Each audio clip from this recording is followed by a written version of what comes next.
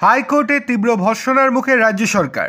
GTA নিয়োগ দুর্নীতি মামলায় হাইকোর্টে ভর্ৎসনার মুখে রাজ্য। এই ঘটনার তদন্তভার সিআইডিকে দিয়েছিল রাজ্য, তাতেও ভর্ৎসনা। শুক্রবার কলকাতা হাইকোর্টের বিচারপতি বিশ্বজিৎ বসুর এজলাসে এই মামলার শুনানি ছিল। বিচারপতি রাজ্যের কাছে জানতে চান, এফআইআরে প্রাক্তন শিক্ষামন্ত্রী পার্থ চট্টোপাধ্যায়, তৃণাঙ্কুর, বিনয় তামাং, প্রান্তিক সহ 7 জনের নাম থাকলেও তাদের কেন একবারও জিজ্ঞাসাবাদ করা হলো না। বিচারপতির তাৎপর্যপূর্ণ মন্তব্য, খুবই দুঃখজনক পরিস্থিতি। রাজ্যের আইনজীবীকে বিচারপতি বলেন, মামলার পিটিশন বাতিল করার আবেদন করুন, তদন্তের প্রয়োজন হবে না, এটা সহজ কাজ। বিচারপতি বলেন, সময় এসেছে, এবার পদক্ষেপ নিতে হবে, আদালত পুশ না করলে কিচ্ছু হবে না। তদন্তকারীদের আইনজীবীকে বলেন, যা রিপোর্ট দিয়েছেন তাতে শুধু ঘটনার বর্ণনা, তদন্তের অগ্রগতি কোথায়?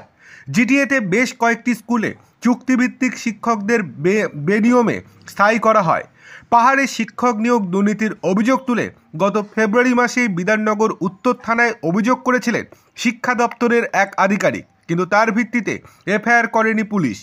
কলকাতা হাইকোর্ট বুধবারই এই মামলায় সিবিআই তদন্তের নির্দেশ দেয়।